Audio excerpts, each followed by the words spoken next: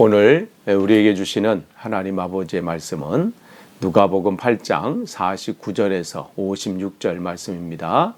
누가복음 8장 49절에서 56절 말씀을 제가 봉독에 올리겠습니다. 아직 말씀하실 때 회당장의 집에서 사람이 와서 말하되 당신의 딸이 죽었나이다. 선생님을 더 괴롭게 하지 마소서 하거늘 예수께서 들으시고 이르시되 두려워하지 말고 믿기만 하라. 그리하면 딸이 구원을 얻으리라 하시고 그 집에 이르러 베드로와 요한과 야고보와 아이의 부모 외에는 함께 들어가기를 허락하지 아니하시니라.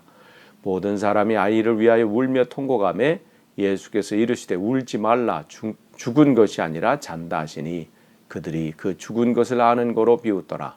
예수께서 아이의 손을 잡고 불러 이르시되 아이야 일어나라 하시니 그 영이 돌아와 아이가 곧 일어나거늘 예수께서 먹을 것을 주라 명하시니 그 부모가 놀라는지라. 예수께서 경고하사 이 일을 아무에게도 말하지 말라 하시니라. 아멘. 지난밤도 평안한 밤 되셨습니까? 오늘도 함께 이 나누는 말씀 속에서 하나님이 우리에게 예비하신 은혜가 풍성히 임하시기를 축원합니다. 우리는 계속해서 누가복음 말씀을 살펴보는데요. 오늘은 8장 49절에서 56절 어제 말씀에 이어서죠. 49절 보시면 아직 말씀하실 때, 그러니까 지금 12년 된 그 혈류병 그 여인의 그 믿음에서 칭찬하시고 또 그 말씀을 이제 나누고 또 그 여인은 또 자기가 하나님의 은혜로 회복되었음을 또 그 사람들에게 간증하고 뭐 이러한 지금 그야말로 큰 은혜 간증 집회죠. 막 이렇게 일어나고 있을 때 어떻게 해요? 회당장의 집에서 사람이 왔다.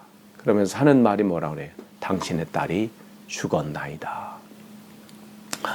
지금 야이로도 이 회당장 야이로도 여기서 이 집회 가운데 은혜 받고 있는 거죠. 그렇지. 믿음으로 하니까 회복이 되는구나. 주님 내가 믿습니다. 나의 딸도 고칠 줄 믿습니다.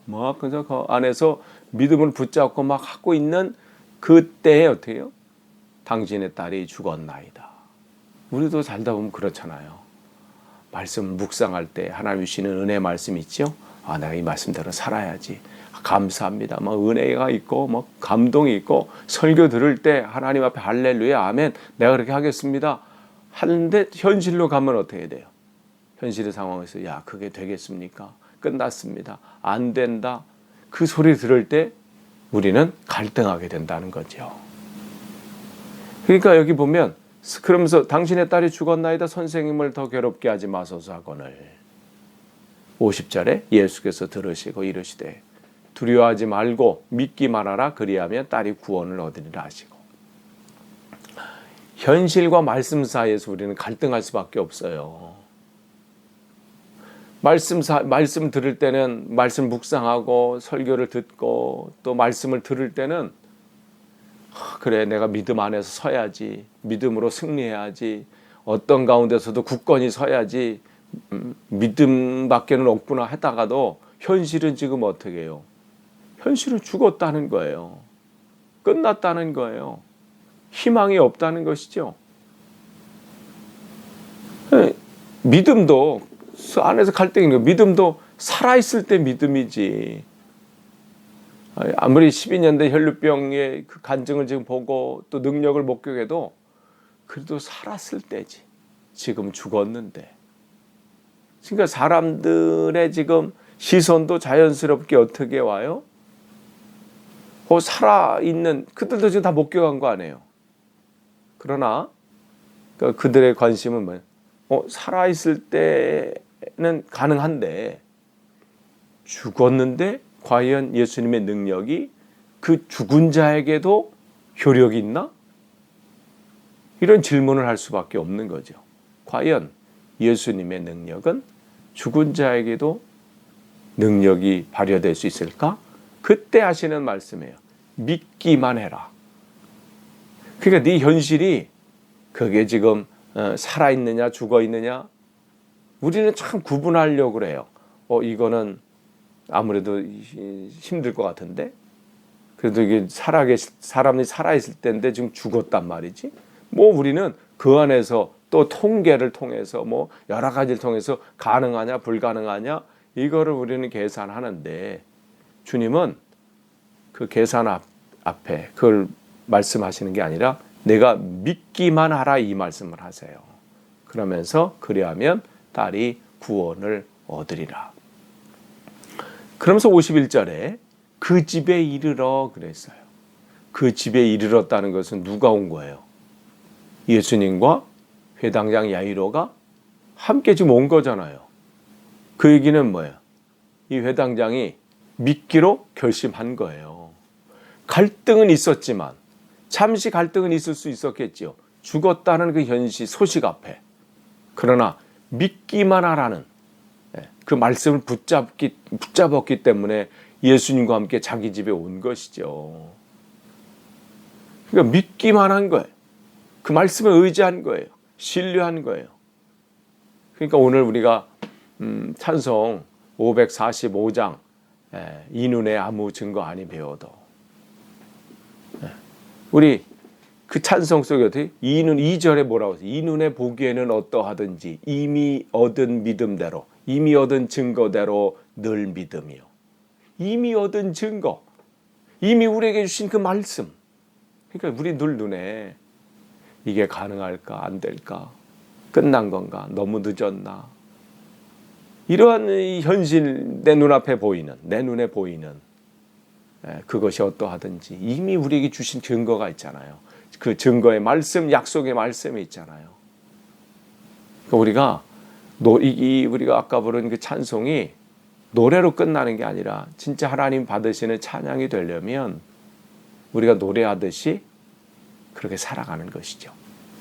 그러니까 그 집에 이르렀어요. 그래서 베드로와 요한과 야고보와 아이의 부모에는 거기 방에 들어가는 것을 허락지 아니하신 거예요. 그러니까 요 5사람이죠. 요 5사람 위에는 초청이 허락이 되지 않은 거예요. 뭐 여러 가지 이유가 있을 수 있겠죠. 그 딸아이가 그 상황 속에서 일어났을 때 많은 사람이 마치 그냥 구경 삼아 거기 있다면 놀랄 수도 있고, 또 그 안에 있는 사람들이 괜히 자기가 본 대로 다른 소리를 할까 봐 왜곡될 수도 있지요. 어쨌든 뭐 상황이 어쨌든 주님께서는 그 사람만 초청을 하셨어요. 그러니까 그 은혜의 자리, 주님의 능력이 나타나는 그 자리에 초청된 사람은 얼마나 행복할까요? 어쨌든 주님에게는 이 5사람만 초청이 됐어요. 그러면서 이 52절 보시면 모든 사람이 아이를 위하여서 울며 통곡하며, 이들은 그들의 현실 속에서 그냥 자연스러운 행동을 하는 거예요.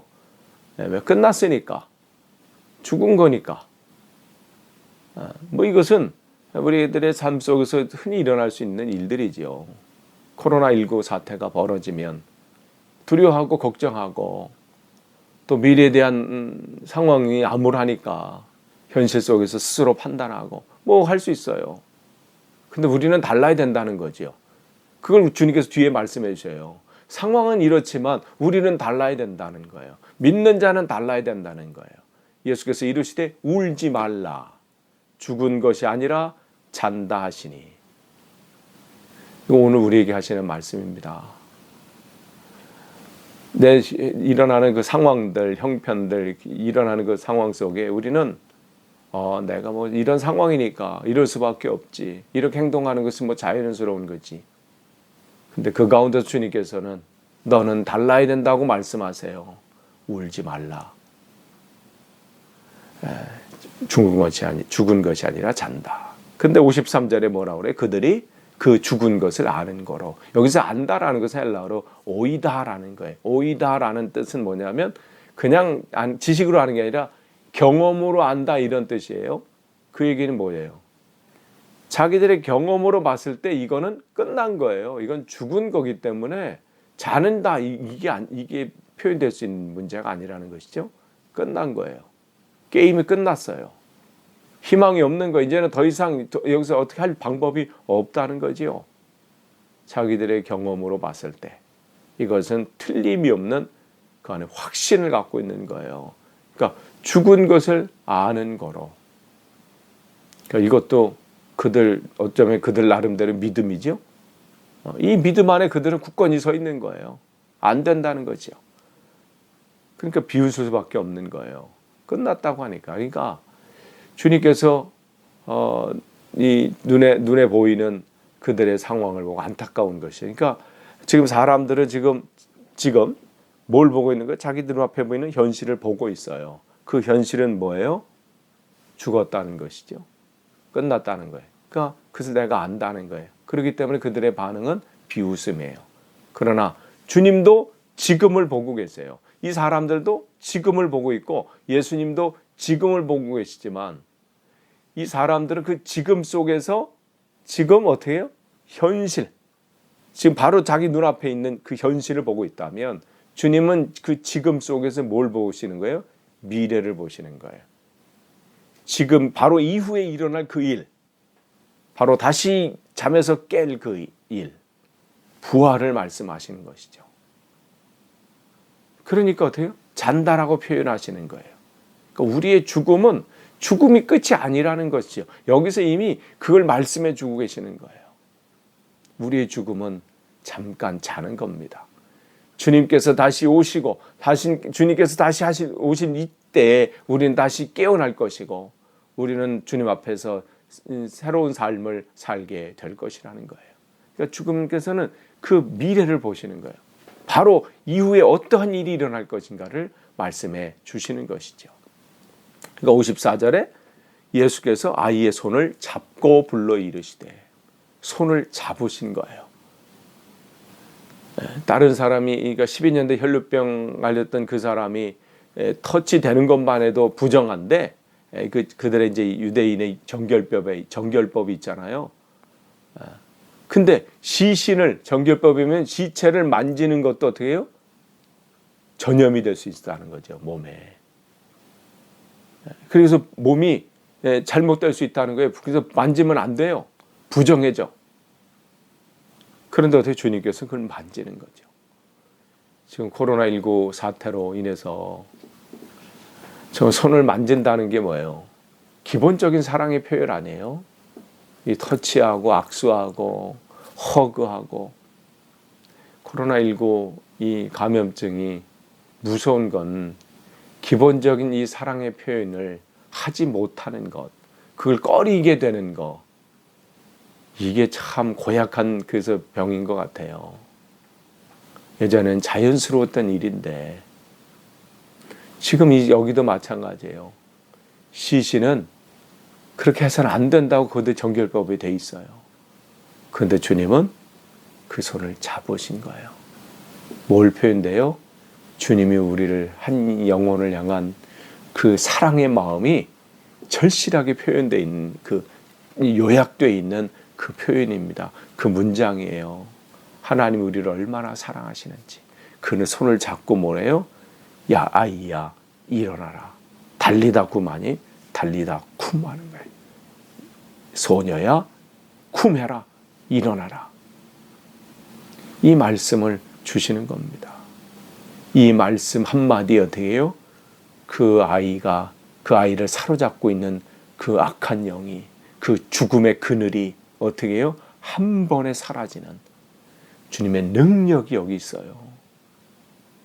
모든 사람은 끝났다고 했어요. 모든 사람은 더 이상 희망이 없고 이제는 그냥 장례 절차를 치르면 된다고 생각을 했지요. 그래서 많은 사람들이 지금 곡하고 있어요. 지금 장례 절차 준비로 지금 분주해요. 얼마나 지금 많은 사람들이 모였겠어요. 그러나 주님께서는 그들의 생각과 그들의 지금 행동과는 상관없이 쿰해라 말씀하십니다. 일어나라고 말씀하십니다. 오늘 우리에게 주시는 말씀이에요. 모든 사람들은 여러분 주위에서 끝났다, 안 된다, 희망이 없다 그렇게 말할지도 모릅니다. 그들의 그 행동들이나 말들이 어쩌면 나를 더 깊은 수렁으로 빠뜨릴 수 모릅니다. 마치 죽은 자처럼 만들지도 모릅니다. 그럴 때 주님은 그들의 소리와 그들의 행동과 상관없이 나에게 말씀하세요. 내 마음에게 말씀하십니다. 내 영혼에게 말씀하십니다. 내 영혼아 어찌하여 내 속에서 낭망해 하느냐. 쿰해라 일어나라 말씀을 하십니다. 그가 어떻게 해요? 그런데 55절에 어떻게 해요? 그 영이 돌아와. 하나님의 말씀에 생명이 있는 거예요. 주님의 말씀에 능력이 있습니다. 그 영이 돌아와 아이가 곧 일어나거늘 예수께서 먹을 것을 주라 명하시니. 그러니 그 아이가 그냥 다르게 한 게 아니에요. 온전한 회복이 있었다는 것을 말해주는 거죠. 그냥 숨만 돌아온 게 아니에요. 호흡만 하고 끝난 게 아니라 먹는다는 것은 뭐예요? 온전하게 치유가 됐다는 거예요. 온전하게 회복이 됐다는 것이죠. 그러면서 56절에 어떻게 해요? 그 부모가 놀라는지라. 왜 놀래요? 이전까지 이러한 역사를 본 적이 없기 때문에 그래요. 믿음을 가지고 두려워하지 말고 믿기만 해라. 그 말씀을 붙잡고 이 자리에 같이 있지만 자기 눈앞에서 실제로 그러한 일들이 일어나니까 이 여기서 놀란다는 게 기절할 정도라는 뜻이에요.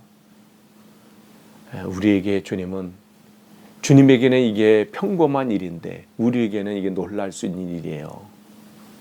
그러나 주님은 그 가운데 우리를 초청하십니다. 우리는 날마다 이 놀라움의 감격을 갖길 원해요. 우리 신앙생활은 어떻게 날마다 감격하는 거잖아요. 신앙생활 1년, 2년, 3년 가면 갈수록 감격과 감동이 이 벅찬 은혜들이 넘쳐나야 되는데 우리는 어떻게 해요? 가면 갈수록 냉랭해지는 그러한 우리의 모습을 발견하면 안 되잖아요. 늘 감격이 있고 놀람이 있고 그 안에 감사와 감동이 있어서 그러한 저면서 이 말씀 묵상하면서 우리 교회가 이러한 교회가 되기를 소망했습니다. 날마다 감동이 있고 감격이 있고 간증이 있고 그러니까 예수께서 또 경고하사 그 일을 아무에게도 말하지 말라. 그 전에 우리가 이제 어제 말씀 나눴던 그 거라사인 그 귀신 들린 사람 회복된 그 사람과는 좀 다르죠. 그 사람에게는 너 집으로 가서 하나님께서 너에게 무슨 일을 하셨는지를 증언해라. 그렇게 말씀하셨거든요. 근데 오늘 여기서는 하지 말라. 뭐 하랄 때는 뭐고 하지 말랄 때는 뭘까? 지금 그때 상황이 다른 거예요. 그때 그 상황은 어떻게 해요? 거기는 거라사인을 비롯해서 그 거라사인 지방과 더불어 이방 땅이에요. 근데 지금 여기는 어떻게 가버나움 지역이고 또 거기는 갈릴리 지역이에요. 갈릴리 지역은 특별히 소외된 지역이거든요. 그러니까 이 사람들에게 뭐가 더 강력했냐면 메시아에 대한 강력한 그 의지가 바람이 있었어요. 물론 이분이 가서 왜 사람들에게 얘기를 안 할 수가 없는 상황이죠. 왜냐하면 자기 딸이 회복되었으니까 살아났으니까 장례식은 이제 그만둬야 될 거 아니에요. 그러면 이제 사람들이 말은 해야 되겠지만 먼저 어떻게 해요? 이 일이 누구에게부터 왔는지 또 먼저 묵상하길 원하고 또 이 막 지금 흥분 상태에서 된 게 아니라 차분한 가운데 하나님이 이렇게 하셨구나 그것을 깨닫게 하시고 또 함부로 전해서 그들에게 주님의 사역이 지금 주님의 사역은 무슨 정치적인 메시아나 다른 게 아니잖아요. 방해받는 것을 원치 않으신 것이죠. 어쨌든 오늘 주님의 이 말씀 속에는 내가 믿기만 해라. 우리는 이 현실과 말씀 사이에서 끊임없이 우리는 갈등합니다. 말씀은 그렇게 하셨지만 현실은 이런데 과연 이게 될까? 또 주위의 상황들은 내가 아는데 그건 끝났어. 내가 경험으로 아는데 그건 안 돼. 그 상황 속에서 또 흔들리기도 하고 그럴 때 우리는 어떻게 되겠습니까? 그럴 때 여러분 더욱더 깊이 주님 말씀 묵상하면서 그때 주님께서 여러분이 주시는 말씀을 여러분 붙잡으십시오. 그 사람들의 곡하는 소리에 그 사람들의 장례식을 준비하는 그 분주함의 마음을 빼앗기는 것이 아니라 울지 말라. 그는 죽은 것이 아니라 잔다. 그 음성이 여러분에게 들려지기를 간절히 축원합니다. 기도하겠습니다. 하나님 감사합니다. 오늘도 또 새날을 쉬고 또 하나님 말씀으로 또 기도로 하루를 시작하게 하시니 감사합니다. 오늘 주신 말씀 붙잡습니다. 말씀과 현실 사이에서 갈등하고 고민하고 흔들리는 우리들을 붙잡아 주시고 어느 순간이든 이미 얻은 증거대로 믿으며 나아갈 수 있도록 붙잡아 주옵소서. 오늘도 그렇게 승리할 수 있기를 소원하며 예수님의 이름으로 기도하옵나이다. 아멘.